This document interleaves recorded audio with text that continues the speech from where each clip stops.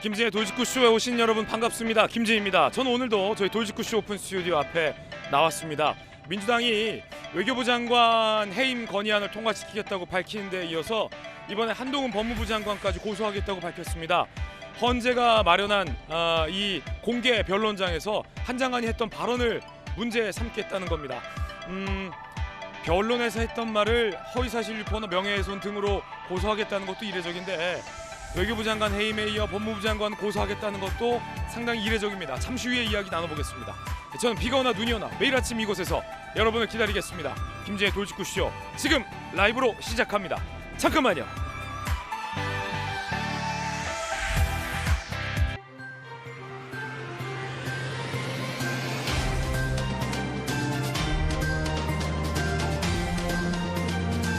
신문 읽어준 남자입니다.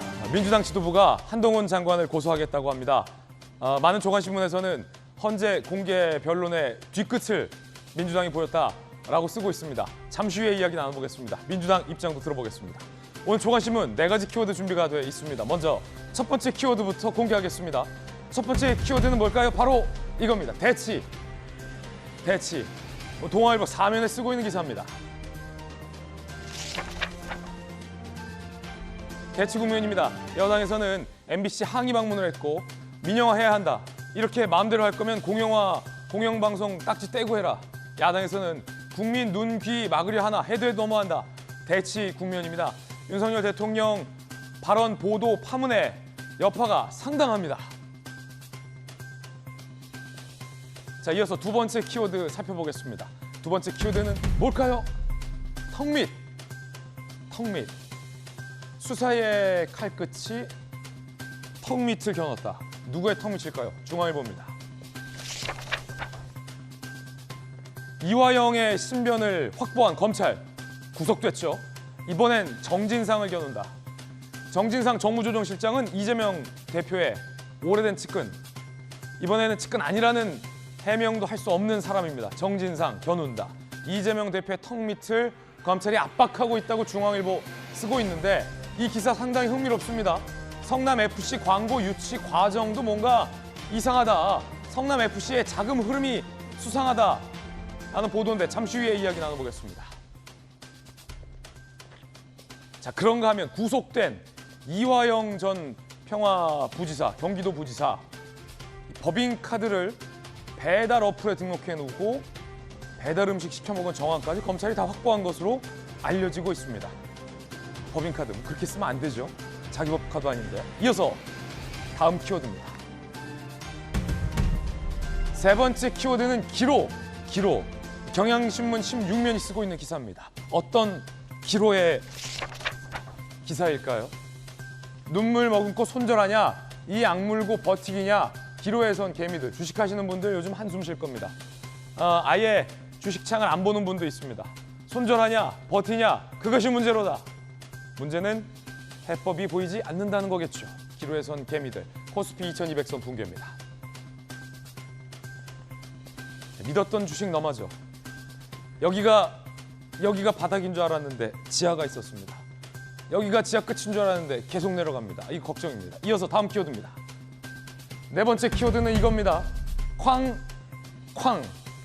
한국일보 1면에 쓰고 있는 기사입니다. 쾅. 북한이 사흘 만에 또 탄도미사일을 동해상에 발표했습니다. 요즘 계속 쏩니다. 한미 해상훈련 겨냥한 듯해요. 미 해리스 방한을 앞두고 무력 지휘한다라는 관측도 있습니다. 그 가운데 국정원이 북한이 올해 안에 핵실험을 할 가능성이 크다라며 시기를 특정했습니다. 언제인지 잠시 후에 이야기 나눠보겠습니다. 지금까지 신문 읽어주는 남자였습니다.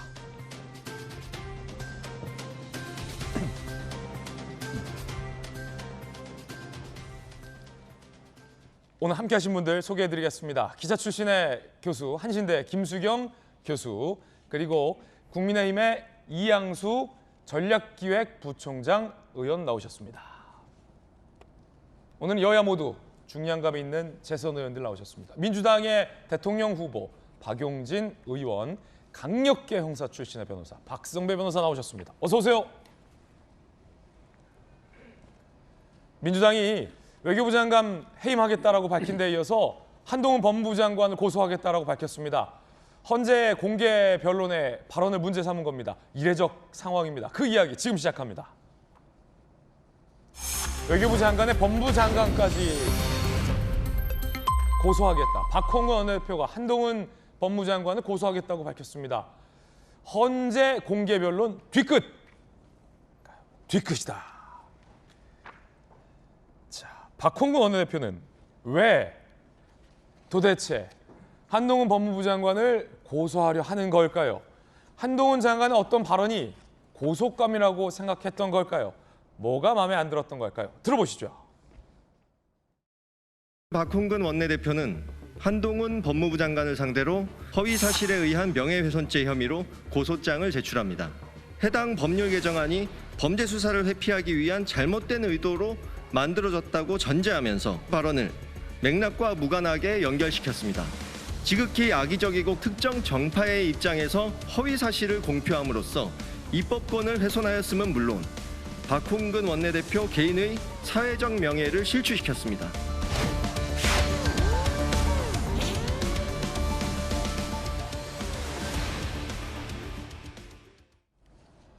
자, 민주당이 고소장을 접수했습니다.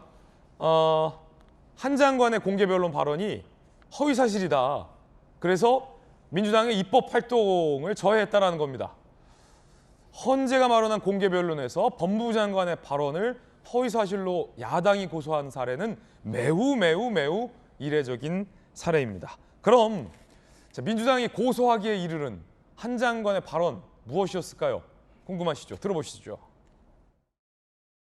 대선에서 패하고 정권 교체가 다가오자 민주당 의원들은 갑자기 검찰사건 폐지 법안을 발의했습니다. 당시 민주당 박홍근 원내대표는 검찰로부터 수사권 분리를 주장하며 반드시 문재인 대통령과 이재명 상임고문을 지켜내겠다고 공언했습니다.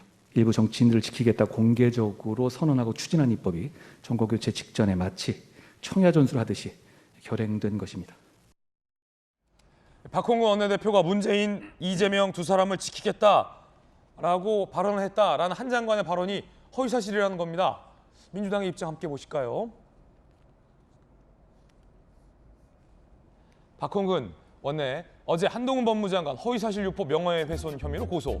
오영환 원내대변 누구보다 중립 지켜야 함에도 발언을 왜곡해서 정쟁을 유발했다. 박홍근 원내대표가 문재인, 이재명 지킨다. 이 발언 이거 허위사실이라는 겁니다. 지난 3월 경선 때 박홍근 원내대표는 문재인, 이재명 반드시 지키겠다라는 발언을 했거든요. 자, 그런데 왜 허위사실이라고 민주당이 고소를 한 걸까요? 민주당은 검찰의 전횡에 대한 것이었지 검수완박을 지칭한 게 아니었으므로 허위다 라고 주장을 하였습니다.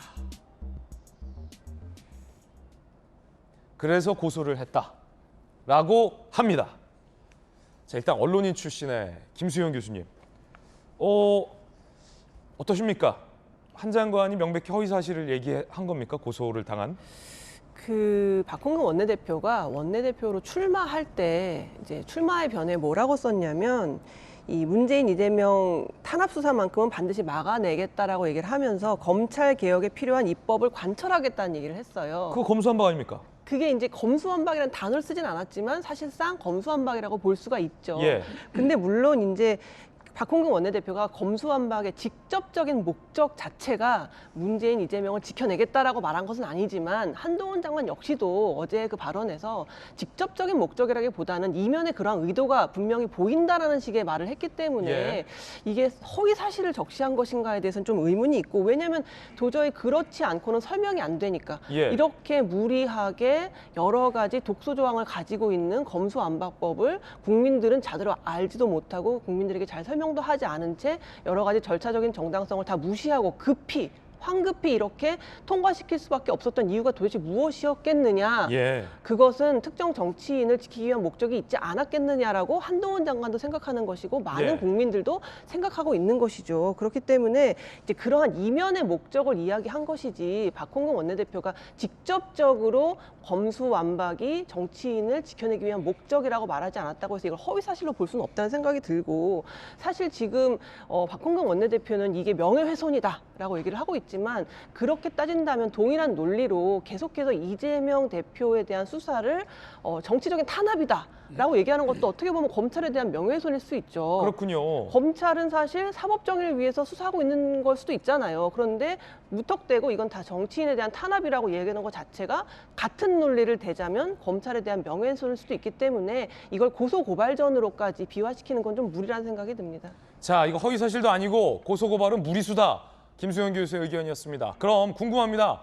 박홍근 원내대표가 문재인 이재명 지키겠다 이 발언을 안 했느냐? 그건 아닙니다. 들어보시죠. 검찰의 전액이 현실화되면 모든 걸 내걸고 싸우겠습니다. 반드시 문재인 대통령과 이재명 상임고문을 지켜내겠습니다. 수사권 분리 등 검찰개혁, 가짜뉴스 방지 등 언론개혁은 반드시 결과를 만들어내겠습니다.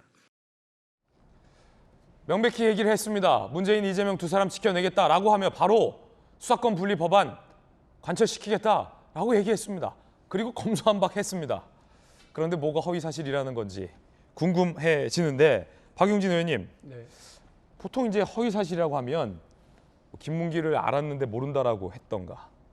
그래서 아냐 모르냐의 어떤 명백한 그런 거는 이제 허위 사실이냐 아니냐 판가름을 할 수 있는데 이 건은 박홍근 원내가 다 얘기를 했고 검수한박 얘기까지 하셨고 한 장관은 변론이잖아요. 저 발언이 때문에 검수한박을 한 거라 생각한다. 근데 허위 사실로 고소하는 거는 무리수라는데요.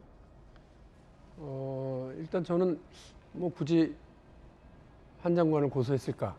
어. 두 가지 이유인데 그 불필요하게 너무 키운다 이런 생각이 있어요. 고소는 좀 잘못한 거다. 아니 불필요하다. 불필요하다. 그 상대를 너무 키운다. 이게 그리고 두 번째는 이게 실효적일까? 실효적이지도 않다. 현직 장관에 대해서 감히 경찰이 수사 받으셔야 되니까 잠깐 출두하세요. 이렇게 하겠냐? 예.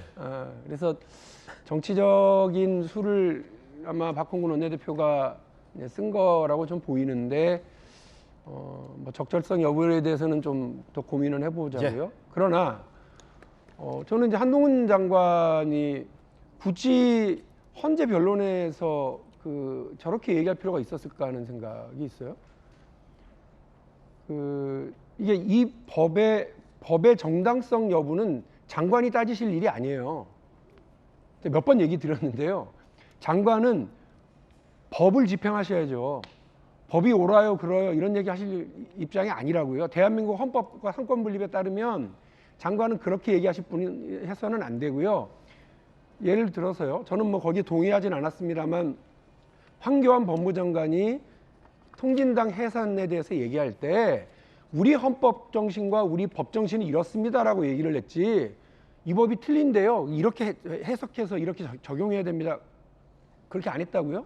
근데 지금 왜 장관께서는 이 법이 정신 자체가 틀렸습니다. 이런 얘기를 지금 하시는데 지금 국민의힘 쪽에서 헌재에 이렇게 이 문제에 대해서 문제 제기한 정치적 배경에는 절차적 미비다라고 하는 부분이 있지 검찰이 모든 수사권을 다 가지고 있어야 된다라고 하는 것에는 동의하는 국민들이 그렇게 많지 않습니다. 그러니까 불필요하게 정치적으로 이거를 끌어들여서 얘기를 예. 하는 거예요. 대한민국 검찰이 어떤 사안에 대해서 이것을 수사를 할 건지 말 건지 수사를 진행을 하는 것도 그리고 기소해서 어떤 죄를 부과하는 것도 재판을 하는 것도 다 검찰이 하잖아요. 이렇게 하면 안 되잖아요. 그러면 알겠습니다. 이 문제를 잘못 가져가게 되면 이제 우리 국민들이 피해를 보니까 네.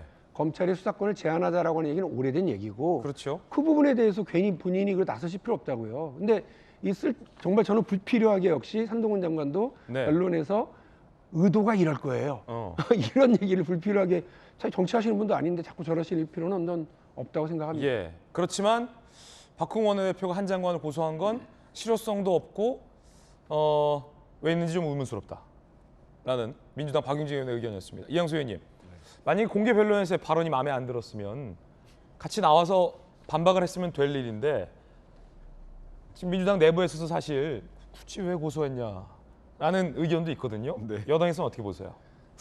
그 명예훼손으로 고발했잖아요. 예. 근데 명예를 생각했으면 저 검수완박법을 사실 내면 안 되죠. 이제 이 검수완박법이라고 하는 게 사실은 이제 검찰로 하여금 여러 가지 수사를 이제 못하게 한 거잖아요. 사실은 국민이 범죄로부터 굉장히 안전해야 되는데 그것이 취약해진 상황입니다. 그렇기 때문에 이 국민을 지켜야 되는 법무부 장관으로서는 이 법 잘못됐다라고 이야기를 해야 되죠. 근데 그 배경에 일부 정치인들의 잘못을 검찰의 수사로부터 좀 보호하려고 하는 것이 있다. 그런 의도가 있다는 사실 거의 전 국민이 다 알고 있습니다. 그 전 국민이 다 아는 사실을 이게 뜬금없는 얘기다 하면서 명예훼손으로 고발하는 거는 제가 보기에는 박홍근 원내대표가 나가도 너무 많이 나간 것 같고요. 왜냐하면 민주당 당내 의원들, 특히 우리 민주당의 차기 지도자이신 우리 박용진 의원조차도 이거 불필요하다. 예. 왜 이런 걸 했는지 모르겠다라고 하는 분들이 많으시거든요. 예. 그래서 저는 너무 그 수적인 우세를 앞세워가지고 국회라든가 뭐 이런 데에서 무조건 힘으로 이렇게 우격다짐으로 하려고 하는 박홍근 원내대표의 자세에 상당히 문제가 있고 이건 국민들로부터 동의를 얻기 어렵다 이렇게 생각합니다. 예. 자, 고소한 이유는 이것뿐만이 아니라고 합니다. 한 장관의 이 발언도 민주당은 지적을 했습니다. 어떤 발언일까요? 지난 5년간 무슨 일이 있었길래 명분 없는 야반 도주까지 벌여야 하는지 국민도 궁금해하실 것이다 라고 장관 지명 직후에 밝힌 발언인데 민주당 소속 정치인들의 범죄 수사 회피 목적 공공연히 주장해와 명예훼손에 해당한다라는 입장을 냈습니다. 이 야반 도주가 명예훼손이다 라는 겁니다. 한 장관의 그 발언 들어보시죠. 검찰을 두려워해야 할 것은 오직 범죄자뿐입니다. 지난 5년간 무슨 일이 있었길래 이렇게 명분 없는 야반 도주까지 벌여야 되는지 국민들께서 많이 궁금해하실 거라고 생각합니다. 강력계 형사 출신의 박승모 변호사님, 강력계 형사 출신이잖아요. 허위 사실에 의한 명예훼손으로 고소를 했으면은 이게 허위 사실인지 아닌지를 좀 경찰이 수사를 했으면 좋겠는데 기왕 이렇게 된 거. 자, 그렇다면 한 장관의 주장은 박홍근 원내대표 등 검수완박을 주도했던 의원들이 누군가를 지키려고 혹은 범죄 수사를 회피할 목적으로 이 검수완박을 강행 처리했는지 아닌지 이걸 두고 지금 허위사실이다 논쟁이 있는 거잖아요. 네. 그럼 그 경찰이 수사할 수 있습니까? 수사 자체는 가능합니다. 예. 내심의 의도가 아니라 표현 자체의 문제를 지적하는 측면이라 수사 자체는 충분히 가능합니다. 자, 그러면 박홍근 원내대표가 이 발언을 안 한 것도 아니고 아까 우리 들어봤잖아요. 두 분을 지키겠다. 문재인 대통령, 이재명 대표 지키겠다. 그리고 검수완박법을 강행 처리하겠다. 네네.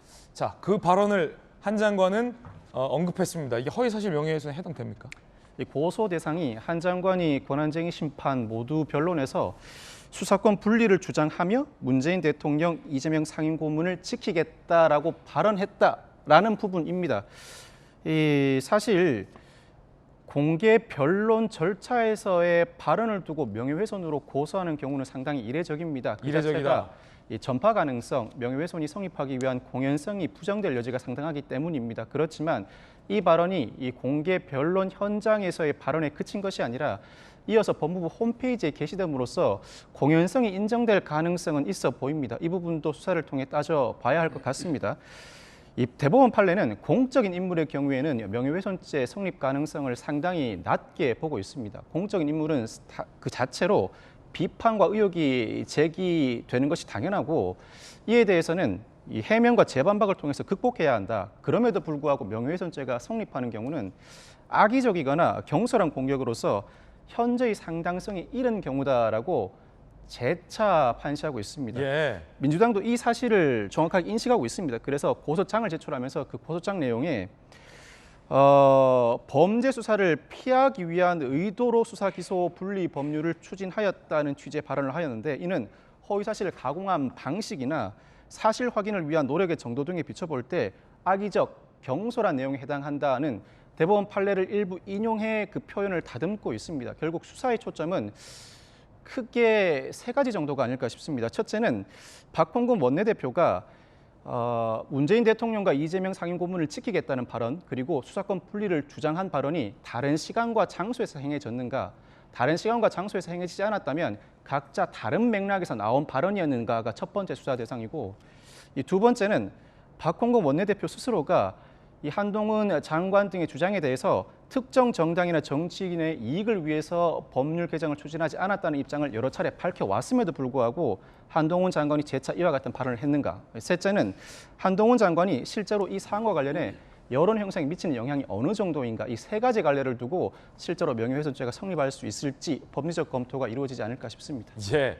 자, 공개 변론 장소에서 야당 원내대표가 법무부 장관의 공개 변론 발언을 두고 허위 사실에 의한 명예훼손으로 고소한 사례 매우 이례적이다 말씀하셨는데 저도 기자 생활 그래도 꽤 했는데 처음 봤습니다. 자, 한 장관의 입장은 뭘까요? 한동훈 장관 입장 들어보시죠. 저는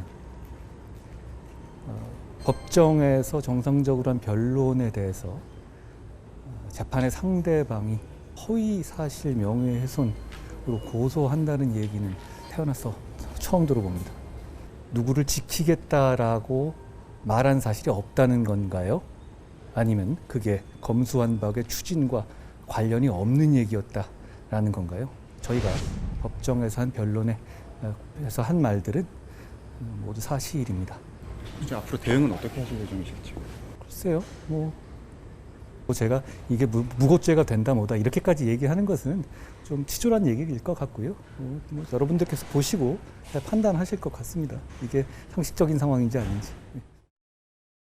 한 장관의 반응입니다. 김수영 교수님, 그 명예훼손 허위 사실 명예훼손으로 고소했는데 한 장관 어떻게 할 거냐라고 기자가 물으니까 법정에서 내가 한 말은 다 사실이다.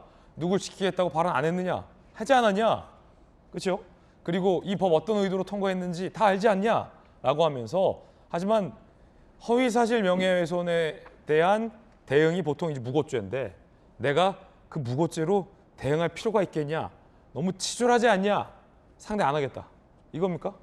이렇게 한동훈 장관을 자꾸 기자들 앞에서 논리정연하게 말할 수 있는 기회를 주는 것 자체가 지금 한동훈 장관을 너무 띄우고 있다. 아까 박용진 의원님도 말씀하셨지만 이런 식으로 한동훈 장관을 대상으로 고소를 하게 되면은 결국 또 한동훈 장관이 거기에 대해서 뭐라고 하겠죠? 굉장히 이 치졸하다는 게 김수영 교수님 들으실 때 내가 무고죄로 대응하는 게 치졸하다는 겁니까? 아니면 허위 사실에 의한 명예훼손으로 날 고소한 야당 원내대표가 치졸하다는 겁니까? 제가 그냥 맥락으로 볼 때는 제 개인적인 견해지만 조심히 말하세요. 허위 사실에 의한 명예훼손으로 고소될 수 있어요. 제 생각에는 제 개인적인 견해임을 전제로 이 명예훼손으로 이런 것들을 고소하는 것 자체가 굉장히 치졸한 일이다. 그렇기 때문에 똑같이 이걸 무고로 대응하는 게 치졸하다. 그러니까 결국은 박홍근 원내대표한테 한 방 먹인 것이나 마찬가지라고 할 수가 있는데 생각입니까? 제 개인적인 견해입니다. 다른 네. 분들은 또 다르게 보실 수 있겠죠. 그렇군요. 그런데 이렇게 한동훈 장관을 계속해서 띄워주는 결과를 나타내는데도 불구하고 왜 계속 한동훈 장관에게 고소를 하거나 말을 하게 시키거나 하는가를 생각해 볼 때 한동훈 장관에 대해서 한마디라도 뭔가 하거나 고소를 하거나 하면 이름 없는 의원들도 심지어 언론을 타기 시작하거든요. 한동훈 장관에 대해서 이렇게 얘기를 했다라는 식으로 막 기사가 대대적으로 보도가 되게 됩니다. 그렇다 보니까 어떨 때는 한동훈 장관을 직접적으로 상대하기는 부담스럽지만 뒤에서 뭐라고 한동훈 장관에 대해서 뭐 깐족된다라든가 이런 식으로 얘기를 하는 게 전략인가라는 생각이 들 정도예요. 그래서 지금 이렇게 계속 가다가는 민주당이 결국 한동훈 장관 이러다 대통령 되는 거 아니야라고 걱정하는 상황이 올 수도 있습니다. 그렇기 때문에 이런 변론 자리에서 뭔가 직접적으로 검수완박의 배경 자체가 문재인 이재명을 지키기 위한 것이라고 말했다기보다는 그 이면에 숨겨진 의도가 그런 것이 아니겠느냐라고 얘기한 충분히 있을 수 있을 법한 한동훈 장관의 이야기에 대해서까지 고소전을 남발하는 것은 굉장히 전략적으로도 민주당에게 별로 유리하지 않다라는 생각이 듭니다. 예. 자, 이런 얘기도 했습니다. 민주당이 고소하자 그렇게 반박하고 싶었으면 재판정에 직접 나와서 했어야 했다라고 입장문을 냈습니다.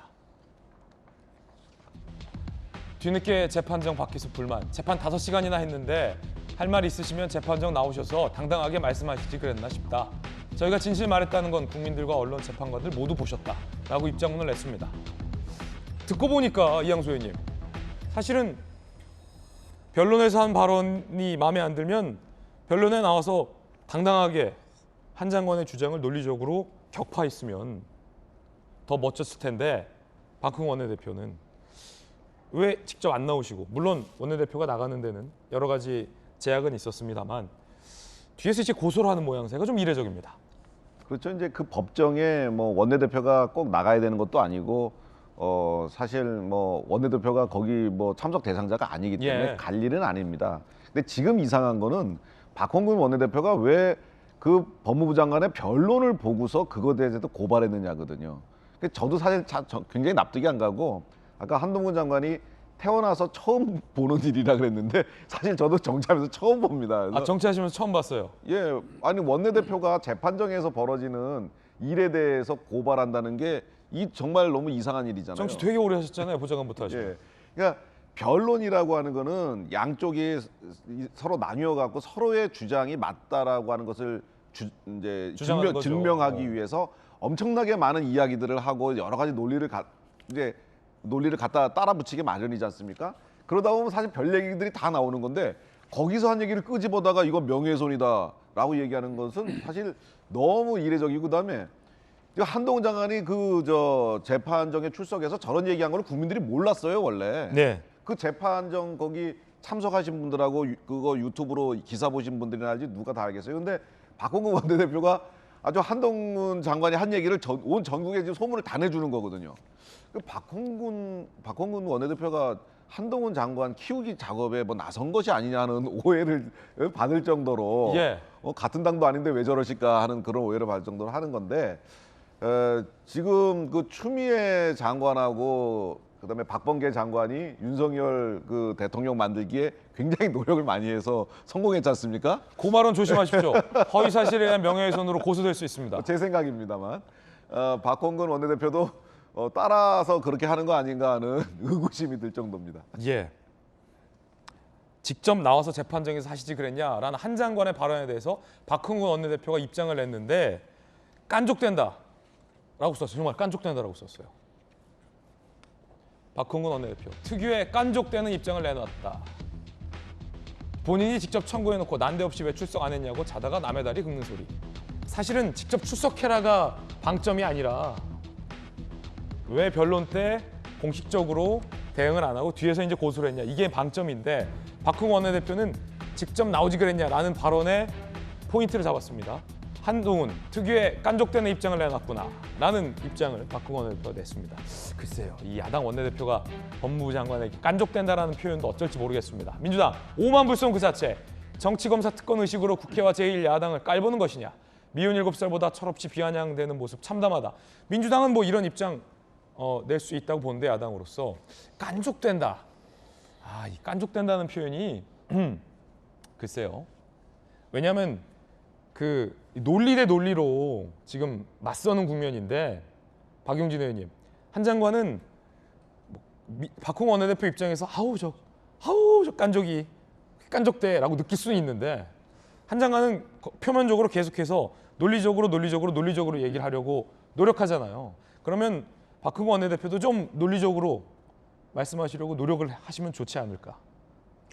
뭐 막말이야 뭐 누가 쉽지 않습니까? 이제 대정부 질문이 지난주에 있었잖아요. 예. 대정부 질문 과정에 저 지켜보는 입장에서도 한동훈 장관의 이제 답변 태도나 이런 것들에 대한 평가가 쌓여 있는 것 같아요. 쌓였다 뭔가. 저 표현에는 감정이 쌓였다. 저는 한동훈 장관이 이렇게 얘기하는 말씀을 진짜 많이 들었습니다. 지난 정부에 비하면 지난 정부에서는 지난번 장관님으로 하실 때에는 이런 얘기였습니다. 한동훈 장관님 거의 지금 장관 하시는 게 지난 정부하고 비교해서 좀만 나으면 됩니까? 지난 정부에서 잘못했던 거는 지금 정부에서도 같이 잘못해도 돼요? 한동훈 장관은 법무부 장관 일을 지난 정부의 기준으로 하십니까? 그러려면 뭐 하려고 미국에도 가고 해외 사례를 연구하십니까? 법을 잘 지키는 일을 행하는 법무부 장관의 자리에 계시면서 특히나 그 법무부 장관은 제가 여러 차례 말씀드렸습니다만 로우를 미니스터리 오브 로우, 다시 말해서 법과 관련된 게 아니고요. 미니스터리 오브 저스티스, 사회적 정의를 실현하는 일을 법무부 장관이 하는 거예요.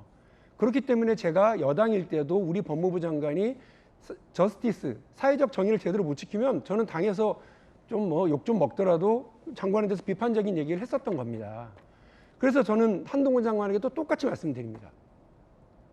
국회에서 답변을 할 때거나 혹은 야당과 이렇게 뭐 서로 이렇게 대화를 하거나 이야기를 주고받을 때 기준을 야당 앞으로 하고 다시 말해서 민주당한테 말씨름해서 이기려고 하시지 마세요.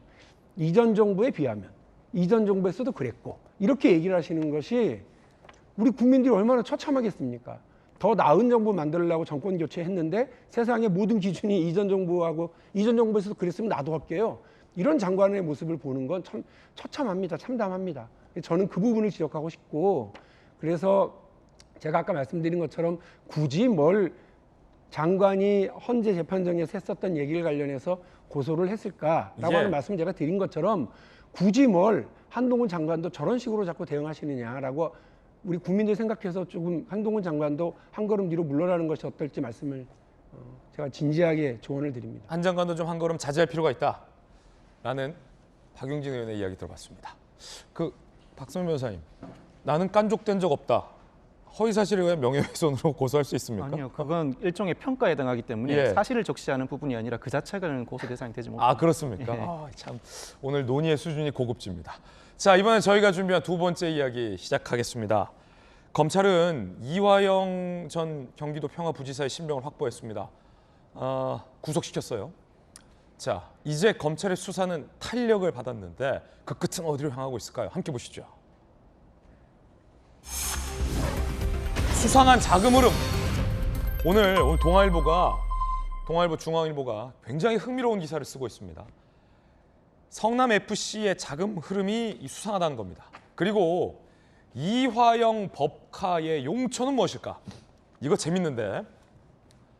자, 구속영장 발부하냐 마냐의 법원에서 이화영 부지사는 본인에게 제기된 혐의를 일단 부인한 걸로 알려져 있는데, 가장 대표적인 혐의는 쌍방울에게 법카 받아서 쓰지 않았냐? 재판부도 범죄 혐의가 소명되고 증거 인멸의 우려가 있다. 구속! 자, 그렇다면 법카를 어떻게 썼는지 검찰이 어느 정도 확보한 것 같습니다. 근데 그게 황당합니다. 내용이. 사실이라면 말이죠. 법카 안 썼다. 범죄 혐의를 부인했던 이화영 킨텍스 사장, 전 경기도 평화부지사, 법카 어떻게 쓰고 있었을까요? 왜 이렇게 자꾸 법카들을 이렇게 합니까? 적절한 용도에 맞게 써야죠. 법카 안 썼다더니 배달앱에 등록을 해놨다. 중앙일보 보도 내용에 따르면 이화영 전 경기도 평화부지사는 쌍방울 법인카드 사용하지 않았다라고 부인을 했지만, 자, 검찰은 증거를 잡았다고 알려집니다. 경기도 평화부지사에 임명된 2018년부터 4년간 법카 사용액 2억 2천만 원, 배달앱에 등록해 음식 주문한 정황, 구체적 법카 사용 흔적을 확보, 연간 사용액은 쌍방울 회장, 부회장에 이어 세 번째, 같은 기간 개인 카드 사용액은 570만 원. 개인 카드 사용액이 이렇게 적을 수밖에 없죠. 왜? 쌍방울 법카를 썼으니까 2억 2천을. 이게 사실이라면 검찰은 구체적인 증거를 확보한 걸로 전해지고 있습니다. 그 쌍방울에서 준 법카 사용액이 쌍방울 회장, 부회장 다음이 이화영이라면 얘기 다 했죠. 쌍방울 관계자, 이 사장이 평화부지사가 된 이후에도 법카를 반납하지 않았다. 아하! 이 쌍방울 관계자는 법카를 반납하지 않은 걸로 설명하고 있습니다. 부지사한테 준 게 아니라 사회이사 때부터 제공됐던 법카를 반납하지 않았다. 그리고 오늘 중앙일보 취재에 따르면 이화영 부지사가 자동차를 직접 요구한 걸로 보도되고 있습니다. 차 한 대만 달라. 그러자 한 대 받고 두 대 더 외제차 등 세 대를 제공했다라는 보도도 나왔습니다.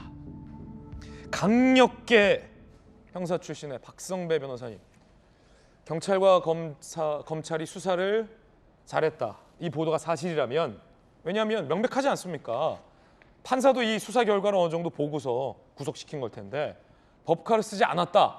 온도 차이가 너무 커요. 나는 쌍방울 법카를 쓰지 않았다. 이화영 씨의 주장.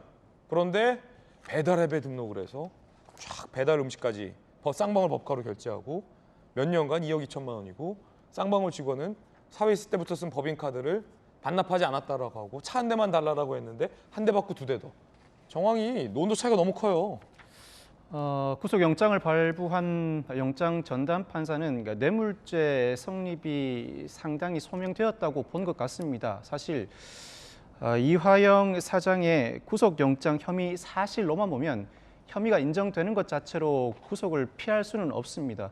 구속을 피하기 위해서는 혐의 자체가 인정되지 않는다는 취지의 주장이 받아들여졌어야 합니다. 그 예. 이유가 이 특가법상 뇌물죄는 이 수뢰액이 1억 원을 넘어갈 경우에는 무기 또는 10년 이상의 징역에 처하도록 하고 있고 양형 기준상으로도 징역 7년에서 10년을 권고하고 있습니다. 예. 더군다나 수뢰한 이후에 부적절한 행위를 한다거나 즉 수뢰에 대한 대가로 부적절한 행위를 해준다거나 적극적으로 수뢰를 요구한 경우에는 양형 가중사유로 삼고 있고 이 경우에는 수사 개시 전에 뇌물을 반환하지 않는 이상은 내부 비리를 고발하지 않는 이상 감형 사유가 특별히 존재하지 않습니다. 즉 혐의가 인정된다면 구속은 불가피하다고 평가할 수 있습니다. 이 점에서 검찰 수사가 상당 부분 진척되었다고 평가할 수 있습니다. 그렇지만 다툼의 여지가 전혀 없느냐? 또 그렇지도 않습니다. 그 이유가 이화영 사장의 측근으로 불리는 A 씨가 검찰의 수사 요구에 불응해 체포된 바가 있습니다. 이후 검찰이 곧바로 A 씨에 대해서 구속영장을 청구했지만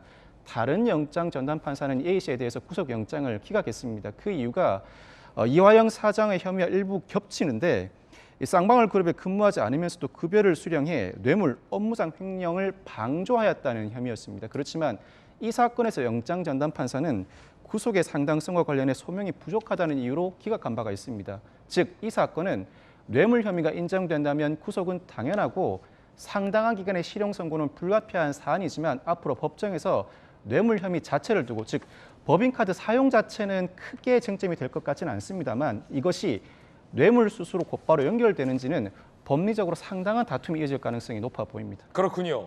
자, 일단은 법인카드를 썼냐 안 썼냐와 관련해서는 검찰이 얘기하는 정황들이 상당히 많은 것처럼 보도되고 있습니다. 이 법인카드는 자, 김수경 교수님, 이 법인카드는 이게 상당히 잘 써야 되는데 공직자가 공직 업무와 관련된 것과 관련해서 써야 되는데 배우자가 뭐 쓴다든지 아니면 배우자가 먹을 음식을 결제하는데 법인카드를 쓴다든지 초밥을 산다든지 그러면 일단 안 되는 거고 그리고 쌍방울 사람이 아닌데 쌍방울 버카를 쓰면 안 되는 거잖아요. 그렇죠. 당연히 쌍방울에 근무하는 임직원이 쌍방울에 그 일을 하는 과정에서 필요한 개인적인 용무 말고 그런 걸 위해서 법카라는 게 존재하는 거잖아요. 배달 어플에 법인카드를 등록해놓고 결제했다.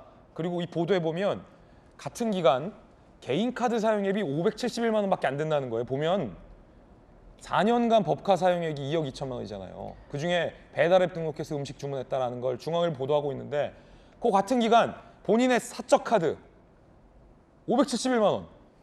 그러니까 본인의 생활비를 아마도 이 법카로 사용한 게 아닌가 싶고 그 구체적인 정황들이 이렇게 나오다 보니까 이제 구속을 면치 못한 것인데 이게 사실 쌍방울 사회 이사로 있을 때 이렇게 썼어도 문제인데 심지어 경기도 평화부지사로 있을 때 공무원으로 있을 때 사기업의 법인카드를 자기의 개인적인 생활비를 쓰는데 썼다는 거는 굉장한 모럴 해저드라고 할 수 있죠.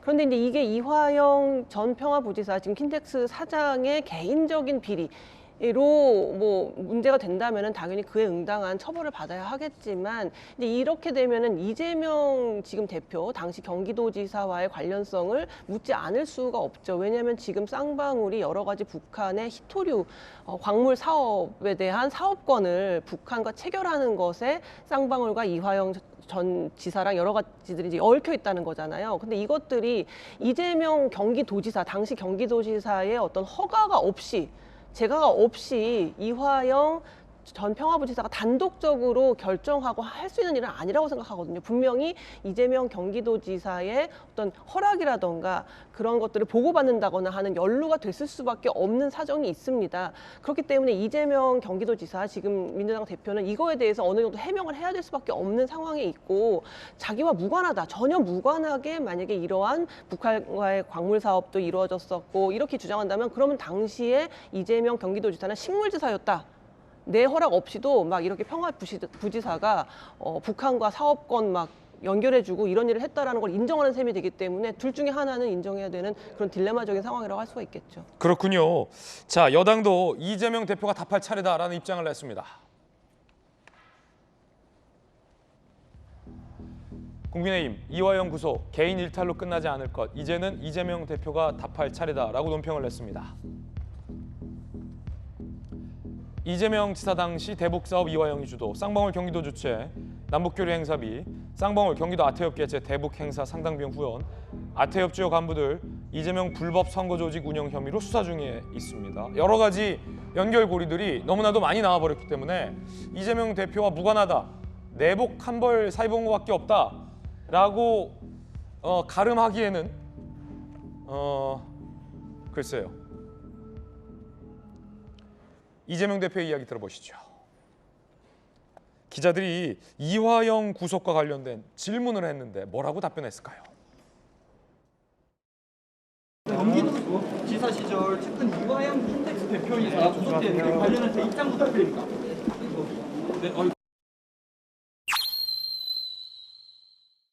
연설 마치셨으니까 연설 문제 좀 해서 이양수 의원님 어떻게 보십니까? 사실 저 이화영 그 전 부지사의 이번 행적이라 이런 잘못 이런 그리고 이제 이것이 밝혀지게 된 것은 이재명 대표 때문입니다.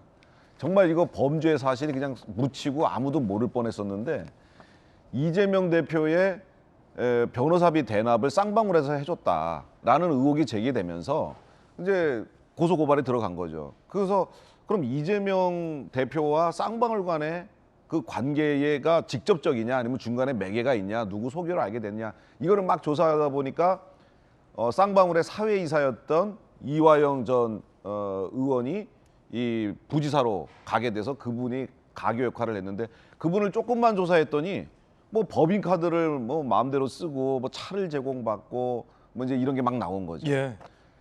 그렇다면 이화영 전 부지사가 지금 그 쌍방울로부터 많은 것을 제공받았습니다. 그런데 이화영 전 부지사는 이재명 전 경기지사의 아주 핵심 측근 중에 측근입니다. 부지사와 지사 사이니까요. 그러는 와중에 그 경기도의 대북 사업에 쌍방울을 차별시킵니다. 아니 쌍방울이 원래 대북 사업하는 데가 아니지 않습니까? 광물 사업하고 히토류 사업하는 곳이 아니에요. 그런데 속옷이라든가 의류 사업을 하는 이 쌍방울을 갑자기 대북 사업, 히토류 사업에 참여하게 되고 그러면 거기에 부지사가 어떤 영향을 행사했었을 거고 지사와 연결을 했을 거 아닙니까? 그런 관계에서 이재명 대표와 쌍방울 간의 연결고리가 생겼기 때문에 이재명 대표가 나는 전혀 무관하다. 나는 거기서 속옷 사입은 것밖에는 없다. 이런 말로 넘어갈 수는 없는 거고 좀 더 수사가 진행돼 봐야 알겠지만 예. 아마 국민들의 관심이 여기에 더욱더 증폭이 될 것이다 이렇게 생각이 듭니다. 예. 자, 경기도 의회는 구속된 이화영 전 평화부지사에 대해서 킨텍스 사장 파면을 촉구했습니다. 함께 보시죠. 경기도의회 이화영 킨텍스 사장 파면 촉구. 경기도는 킨텍스의 지분 33%를 보유하고 있습니다. 국민의힘 소속 경기도의회 의원들, 경기도와 아무 연고도 없고 전문성 없는 인사를 측근이라는 이유로 평화부지사와 킨텍스 대표로 임명. 이재명 대표의 책임이다. 김동연 지사는 이화영 즉각 파면하길이라는 여당 소속 의원들의 입장도 나왔습니다. 그러게요. 박용진 의원님. 구속이 됐는데 킨텍스 사장을 유지해야 합니까? 그러면? 경기도 내에 이런 문제와 관련해서 절차가 있지 않겠습니까? 예. 거기에 뭐 따라서 하면 된다고 생각을 하고요. 또 임명직 자리이니까 뭐 관련해서 경기지사가 판단을 해서 또 경기도 의회 의견을 받아서 정리할 문제라고 봅니다. 이 문제를 보면서 여러분 우리 이양수 의원님이 말씀하신 내용을 이제 그대로 만일에 우리가 받는다고 그러면 이거를 이제 흔히 말하는 전문 용어로 별건 수사라고 하는 거죠. 별건이다. 예. 저는 사실 이 상황을 보면서 약간 불편한 건 중앙일보나 동아일보가 오늘 아침에 이제 보도하는 여러 흐름들과 관련해서 저는 기자들을 탓하고 싶은 생각은 전혀 없습니다. 열심히 취재했겠죠. 취재 대상이 누구냐면 수사를 진행하고 있는 경찰이나 검찰이었나 봐요. 근데 조심해야 될 건 수사가 진행되는 상황과 관련해서 의심을 사고 있는 그 피의자의 그 수사 내용을 막 이렇게 외부로 유출하거나 이러면 안 됩니다. 그러면 이미 여론 재판이 끝나버리는 거예요. 그렇게 되면 이화영 전 부지사나 혹은 그 수사기관으로부터 의심을 사고 있는 대한민국 국민들 모두 다 그 자기 방어권도 없이 그냥 일방적으로 당하는 것 아니겠습니까? 그러다가 나중에 무죄가 된다고 한들 그 명예는 어디 가서 찾습니까? 그래서 수사 과정에서 생겨나는 것들 외부에 유출하면 안 돼요. 별건 수사도 해서는 안 되죠. 요거 되게 불편하게 제가 지금 보고 있습니다. 예. 이제 두 번째는 이화영 그 부지사 전 부지사에게 지금 이렇게 되고 있는 법카 문제라든지 뭐 뇌물 적용이라든지 이게 지금 이게 이재명 대표하고 무슨 관계가 있는 것 아니야라고 얘기들은 하시지만 법인카드를 쓰거나 이런 행위를 한 것은 부적절한 행위들이 벌어진 것과 관련해서 이게 사실이라고 한다 하더라도 이거는 이재명 대표와의 어떤 직접 연관이 아니라 개인 비리 그리고 개인의 어떤 부적절한 행위로 딱 보이는 것 아니겠습니까? 개인 일탈. 예, 그러니까 이 문제를 뭐 과도하게 이렇게 연결해서 바라보는 것보다는 아까 이양수 의원님 말씀하신 것처럼 혹시나 이런 과정에서 예. 그 남북 경협을 주관하고 쌍방울이 참여하는 과정에서 뇌물이 오고 갔다거나 아니면 경기도에 엄청난 피해를 입혔다거나 라고 하는 이런 그 불법 정황들이 드러나느냐 안 되느냐가 핵심이지 법인카드를 그래 얼마를 썼는지 배달앱에 등록을 했는지 안 했는지 이런 얘기가 자꾸 흘러나와가지고 이화영 전 부지사가 아무런 대응도 하지 못하는 상황에서 일방적으로 이렇게 되는 어떤 뭐 의심만 계속 증폭되는 방식으로 수사가 흘러가지 않도록 검찰, 경찰 다 주의해야 된다고 생각합니다. 예, 지난 대통령 경선 과정에서 이낙연 당시 후보가 이재명 당시 후보의 변호사비 대납 의혹을 제기한 바 있습니다. 그러자 이재명 당시 후보가 내 돈 3억을 썼다라고 SNS에 답한 바 있었는데 세간의 의혹을 이낙연 대표도 집중적으로 추궁했던 건데 박용진 의원도 같이 이재명 대표와 경쟁을 하셨으니까 이화영 전 부지사의 개인 일탈 말고 말씀하신 거 싹 다 빼고 경기도에 쌍방울이 대북 행사 관련된 자금을 우회적으로 지원했다라는 의혹이 있고 쌍방울과 경기도 사이에 뭔가 대북 사업과 관련돼서 주고받은 게 있는 거 아니냐라는 의혹과 수사가 진행 중인데 이재명 대표를 향한 변호사비 대납 의혹은 민주당에서부터도 제기됐던 거 아닙니까? 어떻게 보십니까? 그에 대한 입장이 뭡니까? 그에 대한 민주당의 입장이요? 아니면 박용진의 입장? 역시 수사에서 밝혀져야 될 내용이죠. 그렇습니까? 만일에 그 누군가가 그 재물상의 이익을 위해서 본인이 내야 할 뭐 교통비라든지 혹은 뭐 그 재판에 소요되는 재판 비용이라든지 이런 것들을 누구로부터 대신 내게 했다거나 이런 것들이 저는 뭐 이런 대납 문제가 그 사람이 공직자였다고 한다면 당연히 죄가 되는 것 아니겠습니까? 제가 그냥 개인이고 또 뭐 변호사도 개인적으로 그냥 박용진을 좋아해서 무료 변론을 해준다거나 이런 건 무슨 상관이 있겠습니까? 그러나 그 공인이고 공직자로서 여러 가지 다른 우회로가 있었다고 그런다면 저는 그거는 뭐 무리가 된다고 생각을 합니다. 그러나 이거 역시도 네. 말씀하신 것처럼 의혹과 정황이 있을 뿐이니까 수사를 통해서 이런 부분들이 드러나야지 이화영 전 부지사가 배달앱에 등록했단다. 뭐 이런 얘기 아까 한동훈 장관 말에 따르면 이제 치졸하다는 이런 경우에 쓰는 거죠. 이런 거를 수사기관이 흘리거나 언론에 취재가 되도록 해서 이게 흘러나와서 그냥 하나의 정황으로 계속 이렇게 분위기만 띄우면서 간다고 그런다면 저는 이거 역시도 옳지 않다. 옳은 일을 예를 들어서 검찰과 경찰이 사회정의를 실현하기 위해서 옳은 일을 한다고 하더라도 그 옳은 일, 옳은 수사를 한다 하더라도 그 과정은 그 최대한 죄가 확정되지 않은 사람의 명예라든지 불필요한 논란과 피해를 최소화하면서 알겠습니다. 가야 되는 건 당연한 일이라고 저는 생각합니다. 검찰의 변호사비 대납 의혹 수사의 향방도 그래서 궁금해지는 이유이기도 합니다. 자, 그런가 하면 성남 FC 내부 고발 문건이 보도됐는데 그 문건 속에 비자금이 의심된다라는 표현도 담겨 있다고 합니다. 자금 흐름이 수상하다라는 보도가 나왔습니다. 검찰은 성남 FC 직원이 작성한 것으로 추정되는 내부 고발 문건, 소위 문제점 진단 및 개선 방안 문건을 입수했는데 A4 용지 10장 분량이라고 합니다. 예산은 시, 도민, 구단 중 최고 수준인데 결과물이 미비하다. 축구단을 자금 세탁을 통한 비자금 마련 용도로 의심할 정황이 있다. 라는 문구가 있다라는 오늘 동아일보의 단독 보도가 나왔습니다. 대표이사 급여 및 업무 추진비가 증액됐다. 자, 보세요. 거액 후원받은 그 시기 현금 흐름이 좀 수상하다라는 내부 고발 문건이라는 건데, 첫 번째는 대표이사 급여 및 업무 추진비. 2016년 1월 이모 대표 취임 후 당시 시즌 강등돼 직원 월급 삭감이 되는데 대표와 임원 대우만 향상됐다. 공사비 명목 7억 8천만 원 지출. 문건 작성자는 2016년 약 1억 5천, 2017년 약 3억에 가능한 공사가 과도하게 결제되고 리베이트가 의심된다라는 내부 고발성 문건이 작성됐다라는 겁니다. 박성배 변호사님, 어떻게 보십니까? 이 문건의 사실 여부는 충분한 수사를 통해서 밝혀져야 하겠죠.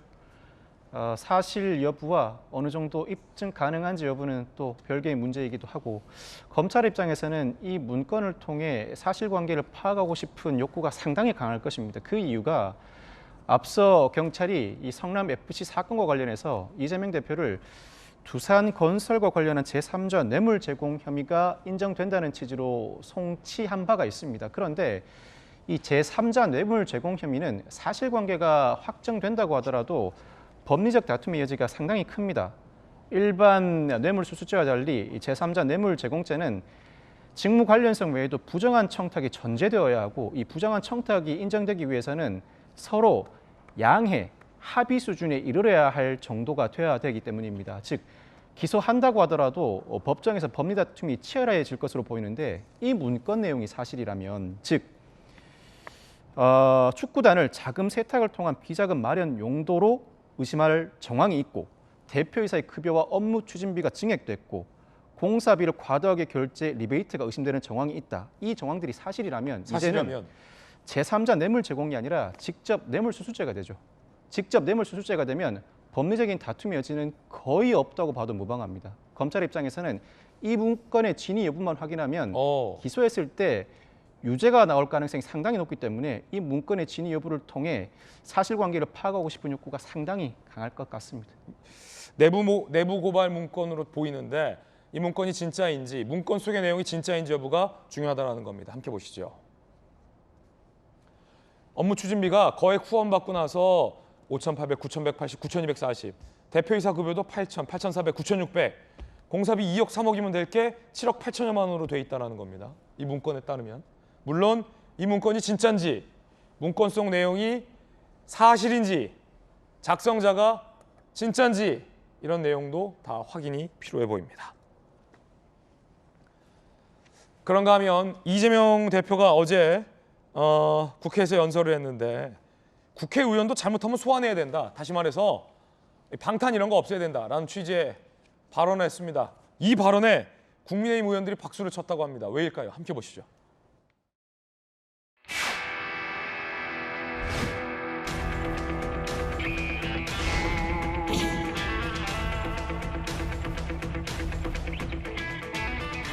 국회 특권 내려놓기도 미루지 않겠습니다. 면책 특권 뒤에 숨어서 거짓을 선동할 수 없도록 하겠습니다.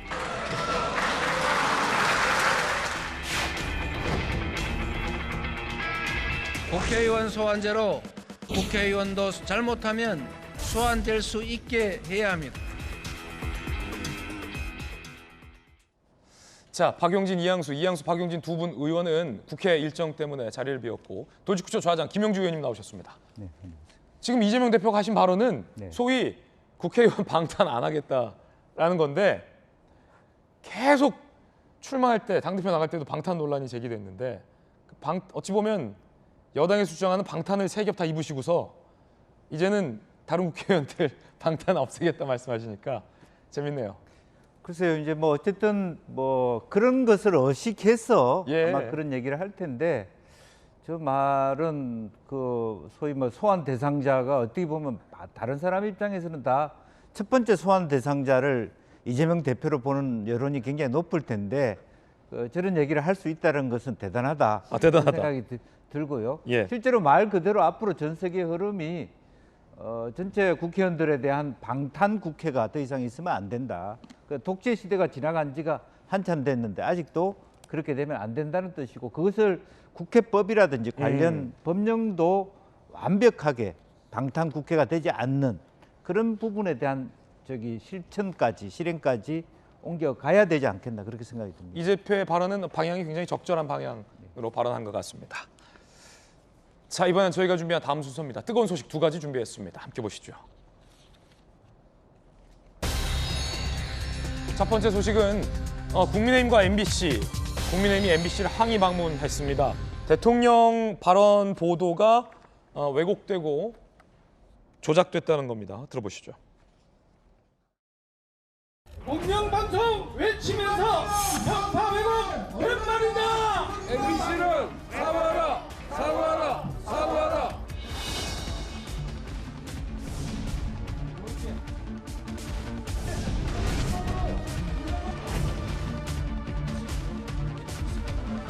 무슨 근거로 조작 동영상을 만들고 그것을 외부에 유출한 최초의 유출자는 누구인지. MBC가 조작을 하면 민주당은 선동을 했습니다. 광우병 사태와 똑같은 방식입니다. 말이 항의 방문이지 저급한 욕설 진실이 은폐되기를 간절히 바랐던 기대가 물거품이 되자 분풀이를 하러 가는 것입니다. 자, 김연아 전 의원님 나오셨습니다. 김 의원님, 어제 국민의힘에서 MBC를 항의 방문했습니다. 어떤 내용이죠?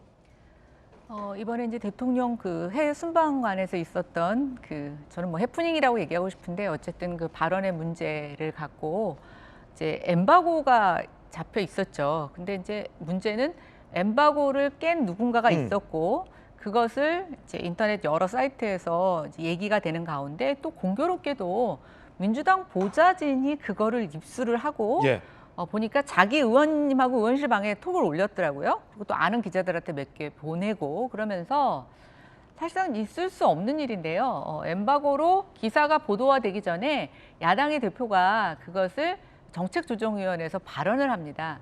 근데 이제 국민 여러분들께서 좀 아셔야 되는 게 이런 공식적인 회의가 있을 때 한 30분이나 1시간 전쯤에 사전회의를 합니다. 그럼 대충 원내대표라든가 각 의원들이 어떤 발언을 할지 대부분 정해지거든요. 그러면 박 원내대표가 9시 30분에 발언을 했지만 사실상 이것은 1시간 전 사전회의를 하기 전에 이미 다 돌았다라고 보면 결국 누군가 유포를 했을 거라는 건데요. 일단 그 유포에 MBC하고의 어떤 그 결탁이 되어 있는 게 아닌가라는 끊임없는 의혹이 있습니다. 아직 뭔가 물증으로 나온 것은 아니고요.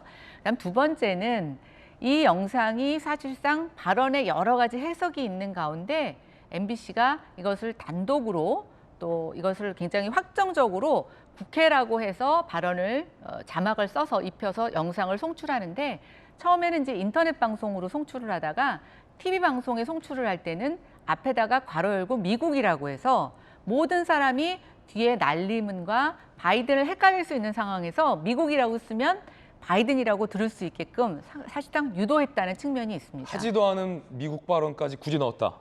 그렇죠. 그러니까 이게 바이든으로 특정하기 위해서 넣은 거다. 네. 근데 저는 이번에 그 국민의힘이 MBC를 방문한 것은 뭐 처음은 아닙니다. 그 전에도 많이 있었고요. 국민의힘과 MBC에는 또 조금 묵은 앙금이 있습니다.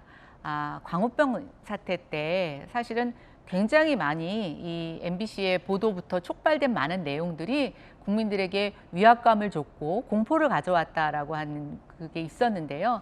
그뿐만이 아니라 제가 찾아보니까 이번 대선 과정에서 김건희 여사의 7시간 녹취록을 공영방송에서 튼 것도 MBC였고. 그것도 MBC였군요. 네. 그다음에 또 그 20대 대선 내내 그 불공정 방송 국민감시단이라는 그 조직에서 이제 시민단체인데 여러 방송들의 대선 활동을 모니터링 해보니까 MBC가 제일 편파적이었다라고 하는 그런 성명서도 발표한 적이 있습니다. 또 뭐 채널A 관련된 그 이동재 기자의 정원 유착 관련도 결국은 MBC가 굉장히 확정적으로 녹취록을 보도하면서 일파만파 문제가 됐었는데 결국 대법원에서 무죄 판결을 받지 않았습니까? 지금 MBC의 이런 문제 지적은 단순히 이번에 대통령 발언만에 있다고 보지는 않습니다. 굉장히 정치적으로 편파적인 방송을 해왔다라고 하는 지금의 여당의 비판이 있고 그것으로부터 이번 사건이 사실은 굉장히 폭발하게 된 계기가 됐다. 저는 그렇게 생각합니다. MBC가 의도적으로 대통령의 발언을 왜곡했고 바이든으로 특정을 했다라는 게 국민의힘 의원들의 시각이라는 겁니다. 권성동 의원은 MBC 민영화 이야기도 꺼내들었습니다. MBC는 민주당의 전위부대가 돼 국익을 해치고 있다. 선동 집단이 공영방송이라는 건 존재 자체가 모순이다. 민영화를 통해 MBC를 국민에게 돌려줘야 한다라고 의견을 냈습니다. 이에 대해서 이재명 민주당 대표는 외교 참사의 책임을 언론과 야당이 뒤집어 씌워서는 안 된다라고 맞비판을 했습니다. 들어보시죠. 총성 없는 전쟁인 외교에 연습은 없습니다. 초보라는 말로 양해되지 않는 혹독한 실전입니다. 이번 외교 참사의 책임을 분명하게 묻겠습니다. 그 책임을 국민과 언론 그리고 야당에 뒤집어 씌우려는 시도는 결코 성공하지 못할 것임을 엄중하게 경고합니다. 자, 지금 여야의 입장이 상이합니다. 한쪽에서는 민영화해야 된다. 이게 무슨 어떻게 이게 공영방송이냐. 민주당 이재명 대표는 엄한 언론 잡지 마라. 언론인 출신으로 보실 때 어떠세요? 민영화 얘기는 또 이제 약간 별도의 이야기거든요. 물론 이제 국가의 예산이 들어가는 공영방송이 어떻게 이렇게 편파적인 방송을 할 수 있냐. 그렇기 때문에 민영화해야 된다라는 주장은 타당합니다만 그건 또 좀 별건이고 지금은 어쨌든 MBC가 충분히 다르게도 들릴 수 있는 말을 자막으로 박제함으로써 모든 국민들이 특정한 방향으로 생각하게끔 유도한 게 지금 문제가 되고 있는 거잖아요. 사실 이렇다는 건 이번에도 아마 많은 국민들이 느끼셨겠지만 확증 편향의 오류가 있다. 듣고 싶은 것만 듣는다는 거죠. 그렇다는 것은 MBC가 해당 발언을 외교 참사로 만들고 싶은 확증 편향이 있었나? 라는 걸 생각해 보게 됩니다. 이게 꼭 외교 참사가 되어야 되기 때문에 앞에 미국이라는 괄호 닫고 괄호 열고도 넣은 것이고 그 문제가 되는 세 마디의 말도 바이든이라고 이제 확정을 한 것인데요.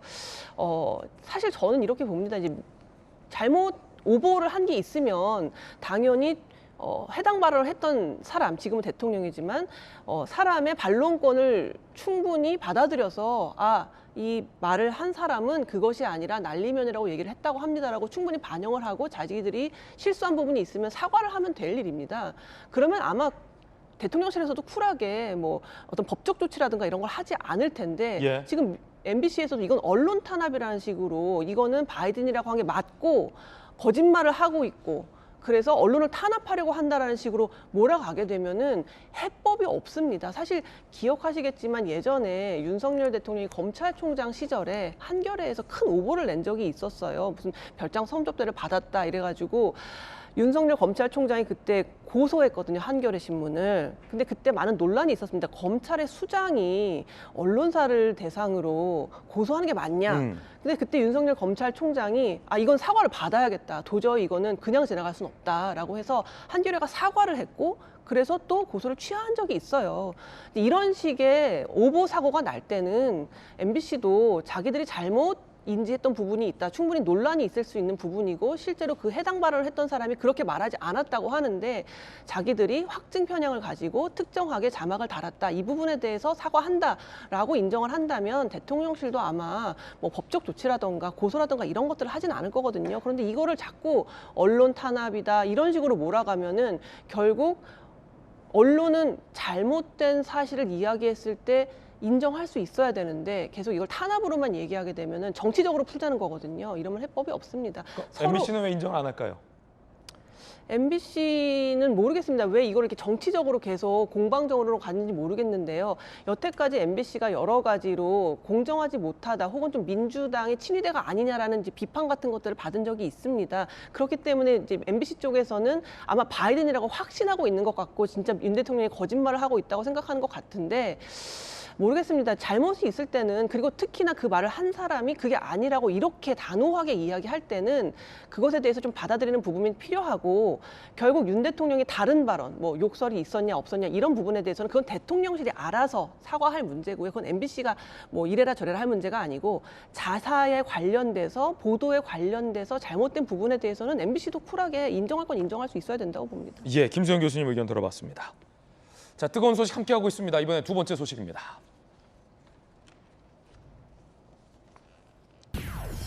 모양이 어째 좀 어쩐지 북한 미사일 또 쐈어요. 또 요즘 계속 쏩니다. 4일 만에 또 한미 훈련을 겨냥한 미사일을 쐈습니다. SRBM 2발 25일 이어서 4일 만에 지난 26일에서 오늘 동해안에서 진행 중인 연합 해상 훈련에 반발하는 것 같아요. 군 관계자 7차 핵실험 등 고강도 도발 사전 예고편일 가능성도 있다라고 얘기를 했습니다. 정보위 간사 얘기 한번 들어볼까요? 지금 북한에서 풍천리 3번갱도 완성이 됐고 핵실험 가능성이 높아진 상황입니다. 국정원에서는 10월 16일 중국 공산당 제20차 당대 그 이후랑 12월 7일 미국 중간선거 사이에서 핵실험을 할 가능성이 높다. 좀 이렇게 예측하고 있는 상황입니다. 자, 국정원이 국회에 정보 보고를 했고 10월에서 11월 사이에 10월, 11월 그 기간에 중국의 공산당에 있는 큰 선거, 11월 미국 중간선거 그 시점에 핵실험할 가능성이 크다라고 국정원도 예상을 하고 있고 김영주 의원님, 제가 이제 만나러 갑니다라는 프로그램에 나름 이제 북한 취재 기자로 출연하고 있지 않습니까? 얼마 전에 방송됐던 편에서도 저도 올해 안에 북한이 핵실험할 것 같다라고 예측을 했는데 김영주 의원님 어떻게 보십니까? 전문가시잖아요. 중국의 공산당 선거를 북한이 의식하고 있죠, 사실은. 그렇습니다. 그렇고 이제 결과적으로 미국과 중국이 굉장히 많이 지금 부딪히고 있고 러시아 자체도 다시 중국과 가까워지고 있는 어떤 새로운 냉전, 신냉전 기류가 동북아에 있는 가운데 북한은 오히려 이 기회를 마지막 어떤 도발의 계기로 삼을 것 같고 그렇죠. 더군다나 지금 이제 대잠수함 훈련 그리고 실제적으로 보면 또 한미일 합동 훈련까지도 예상되고 있기 때문에 이런 기회에 본인들이 어쨌든 이틀간, 사흘간 연속으로 한 발 또 두 발 이렇게 이번에는 SRBM이라고 하는 어떤 더군다나 이동식 그 기계를 통해서 테일이라고 하는 기구를 통해서 발사를 했습니다. 다만 이게 그 평안도에서 함경 북도로 날렸기 때문에 실제적으로 우리 쪽하고 근접해서 하지 않는다는 것은 나름대로 자기 스탠스를 하면서도 또 한편으로 눈여겨봐야 될 것이 이번 유엔 총회에서 우리 윤석열 대통령의 발언에서도 북한을 자극하는 발언은 없었죠. 그다음에 이제 김성 북한 유엔 대사의 발언 속에서 남한을 자극하는 발언은 없었어요. 다만 그것이 북한은 결과적으로 남한하고 상대하지 않고 미국하고 상대하겠다는 의기일 수도 있지만 한편으로는 이러한 아슬아슬한 줄타기 속에서의 또 남북 간의 어떤 마지막 끈은 하나 남겨놓고 가겠다는 숨은 의도도 있지 않느냐. 그래서 이번에는 미국 또 해리스 부통령이 오는 데 대한 어떤 문제제기 또 한미일 합동훈련에 대한 문제제기 또 미국의 항모가 들어왔다는 데 대한 자기 내부 통치적 요소들도 꽤 많이 갖고 있다. 그렇게 봐야 될 것 같습니다. 그렇군요. 어쨌든 북한은 중국과 미국의 정치 시간표를 면밀히 계산하고 있다라는 분석 흥미롭습니다. 오늘 윤석열 대통령이 이 부분과 관련해서 언급했습니다. 어제 북한이 또 미사일을 쏴서 NSC 상임위가 어제 개최됐습니다. 저도 늦은 시간까지 기다리고 있다가 보고를 받고 퇴근을 했는데 올해 벌써 20번째가 넘습니다. 안보라는 것은 공짜가 없는 것이고 우리 모든 경제 활동의 기초가 됩니다. 지금 한미 해상 훈련이 정말 몇 년 만에 모처럼 지금 동해상에서 진행이 되고 있고 그리고 오늘 해리스 부통령이 방한을 합니다. 100여 개 국가 이상이 모이는 이런 다자 회의에서는 양자 간에 이런 장시간 내밀한 얘기를 하기가 어렵게 돼 있습니다.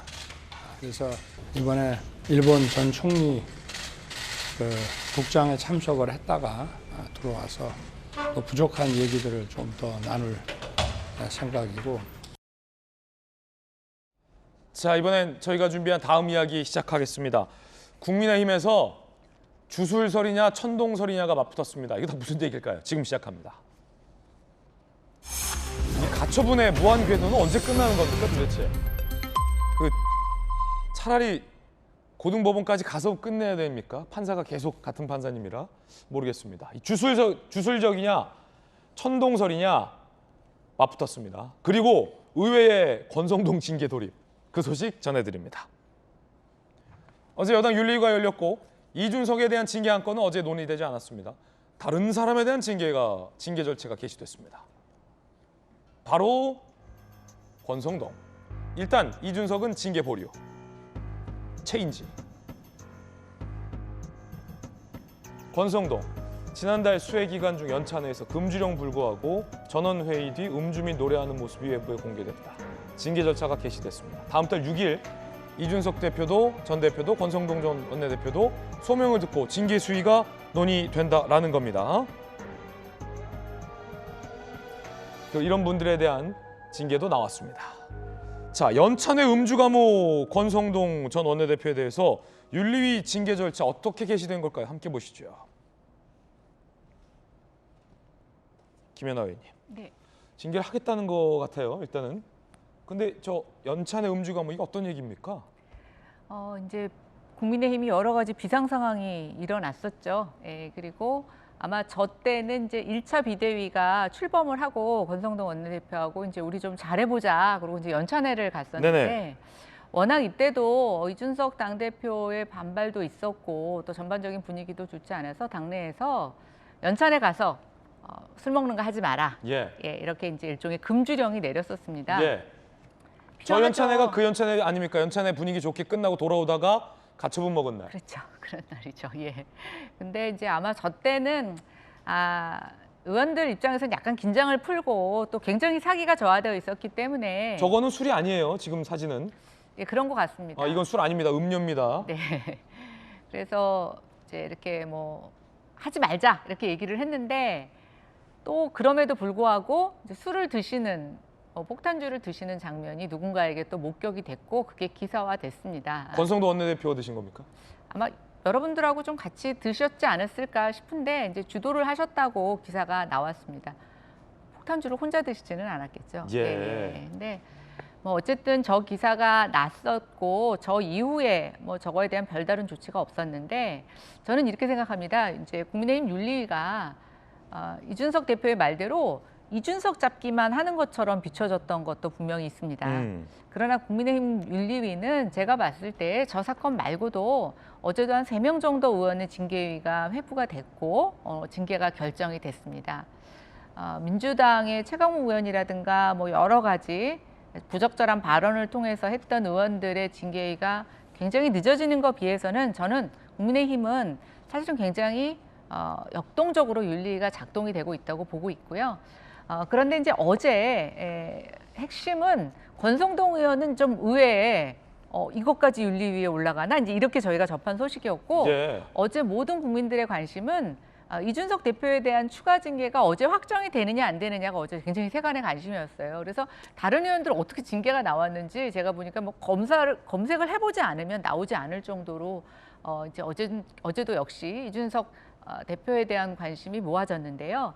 어제 이준석 대표에 대한 추가 징계는 어떠한 내용도 다뤄지지 않았다고 들립니다. 그럼 이준석 전 대표의 주장은 결과적으로 틀리게 됐군요. 대통령이 해외 순방 간 날 윤리위를 열어서 본인에 대한 징계안을 확정짓고 가처분 소명 전에 제명안을 들고 나와서 주장할 것이다라는 이준석 대표의 피셜은 본인 뇌피셜로 그쳤군요. 그럼. 그러게요. 그 뇌피셜을 윤리위가 의식을 한 건지 아니면 제가 지난번에도 한번 말씀드렸지만 이양희 위원장이 아주 독특한 뚝심이 있습니다. 근데 지난번 추가 징계를 개시하면서 이양희 위원장이 아주 의미 있는 말을 했습니다. 이준석 당대표에게 충분한 소명의 기회를 주겠다. 그리고 불러서 이야기도 듣겠다. 이렇게 얘기를 했는데요. 그때 징계를 개시하고 난 이후에 사실은 이준석 대표가 어떤 소명서를 냈다라는 기사도 없고 또 출두를 해서 소명을 하겠다라고 하는 일정도 잡히지 않은 것으로 알고 있습니다. 아마 이준석 대표도 가처분과 관련해서 신문 기일이 많이 잡히다 보니까 여기까지 신경 쓰고 싶지 않았고 또 어찌 보면 윤리위에 별 기대를 하고 있지 않는 것으로도 해석이 됩니다만 어쨌든 이양희 윤리위원장은 이준석 대표에게 네. 소명의 기회를 주려고 하는 그런 것으로 해석이 됩니다. 네, 결국 이제 이준석 전 대표의 그간의 주장은 이제 사실무근으로 드러났다라는 건데 이 같은 이 대표의 주장에 대해서 전주의 의원이 천동설 같은 주장이다라고 했고 이준석 전 대표는 이에 대해서 주술적 생각이다라고 했다는데 어떤 얘기인지 직접 들어보겠습니다. 승소 자신이 있으신지 법원이 저는 제대로만 판단해 주신다고 하면 저희가 승소한다고 생각합니다. 당원당규 개정조차도 누구 특정인을 지금 배척하기 위해서 만든 것이다. 이제 이것이 채권자 측의 주장인데요. 그것은 그 천동설과 같은 그런 주장이기 때문에 이준석 대표가 법정에서 국민의힘 법정에서 정치를 하고 있다 이런 식으로 비판하는 얘기를 했는데요. 정치를 사법의 영역으로 끌어들이는 게 누군가 묻고 싶습니다. 이것을 결국은 이 사법부로 끌고 온 채권자 측이라고 생각을 하고 역시나 이준석만 날리면 모든 게 잘 될 거야라는 약간 주술적인 그런 생각을 볼 수 있는 그런 심리가 아니었나. 정상적인 당 운영이 됐으면 좋겠다 생각하고 이번 출석이 마지막이었으면 좋겠습니다. 자, 이게 천동설이냐 아니면 주술설이냐라는 것도 팽팽한데 김영주 의원님, 네. 천동설, 네. 지구는 가만히 있고 온 천체와 우주가 나를 중심으로 돌고 있다. 라는 굉장히 나르시즘의 최극단의 상태가 이제 천동설 아닙니까? 근데 전주혜 의원이 어제 저 자리에 돌직하다 중간에 가서 저리 가서 저렇게 인터뷰를 했군요. 그러니까 이준석 전 대표는 다 자기를 중심으로 도는 것 같다. 천동설 같은 주장이다. 무슨 너 때문에 당원을 개정하냐라는 걸 전주혜 의원이 비판을 했고, 이준석 전 대표는 이에 대해서 이준석만 제거하면 나머지 일은 잘 될 거라는 주술적 생각이다. 좀 이렇게 주장하고 있어요. 누구 말이 맞는 겁니까? 글쎄요, 뭐 어쨌든 모두 다 자기의 논리의 정당성을 확보하려고 노력하고 있고 경쟁하고 있다. 재판부에 가서 자기 나름대로. 예컨대 지금 이제 전주혜 의원의 말씀은 이준석 제거를 위한 당원 개정이 아니라 그동안의 당원의 미비점을 좀 더 구체화한 것일 뿐이다. 그렇게 말씀하신 거고, 여전히 이준석 대표는 어쨌든 당이 혼연일체가 돼서 나 하나를 뽑아내기 위해서 말하자면 혼연일체가 되고 있다.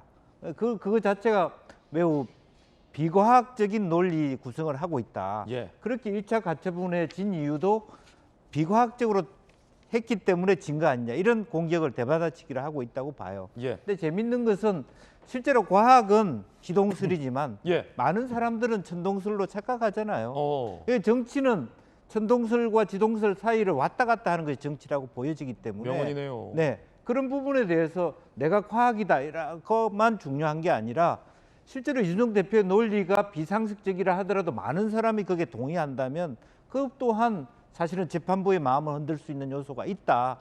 그런 부분을 간과하면 안 될 것 같습니다. 그렇기 때문에 윤리도 실제로 이준석 대표의 말처럼 말하자면 징계 개시를 선언했다가 만에 하나 가처분에서 이준석 대표가 또 이길 가능성도 염두에 두고 10월 6일로 연기하고 있지 않느냐, 그런 생각이 들어요. 방금 뭔가 명언이 하나 나왔다 쑥 들어간 것 같은데, 정치란 건 천동설과 지동설 그 중간 어느 쯤. 내가 돌다 남이 돌다. 자, 그럼 강력경사 출신의 변호사께서 보시기에 이번 가처분 심리가 이거 마지막입니까? 아니면 뭐 또 남아 있습니까? 언제 끝납니까? 이거 도대체 또 합니까? 가처분 신문 자체는 종결된 것 같습니다. 그래요?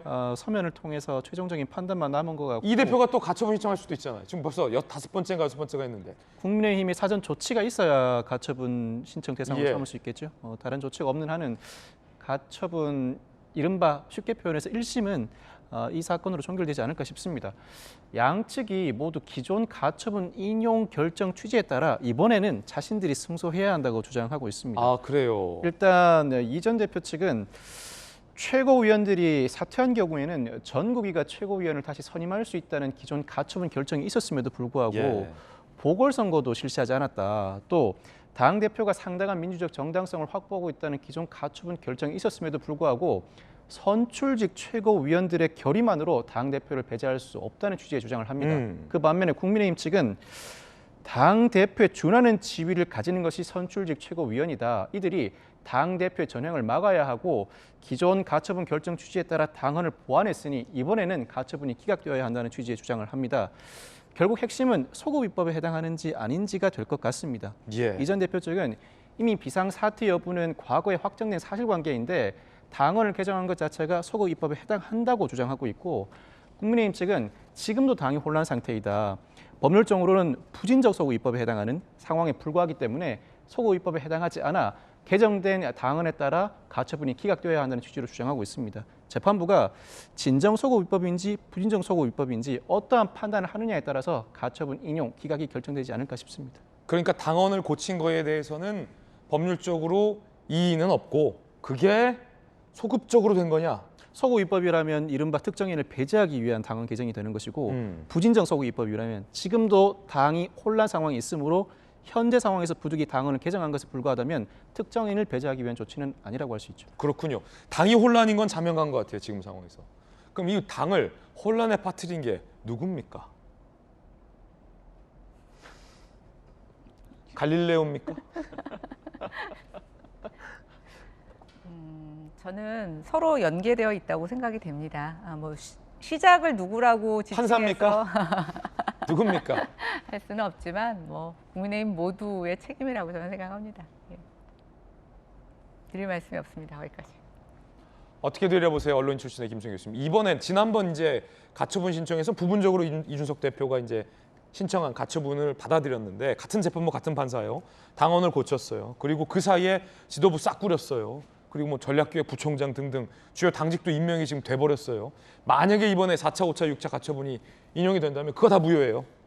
그거 다 무효예요. 당은 멘붕이 됩니다. 어떻게 들여보십니까? 1차 비대위에 대한 가처분은 당헌에서 니들이 규정했던 비상 상황에 해당하지도 않는데 비상 상황을 일부러 만들었던 거야. 그렇기 때문에 비대위는 무효야라고 했던 게 이제 1차 비대위에 대한 가처분 인용이었고요. 2차는 당헌에 기준했을 때 비상 상황이냐 아니냐를 따지는 게 아니고 당헌을 바꾼 것 자체가 문제냐 아니냐를 보는 거거든요.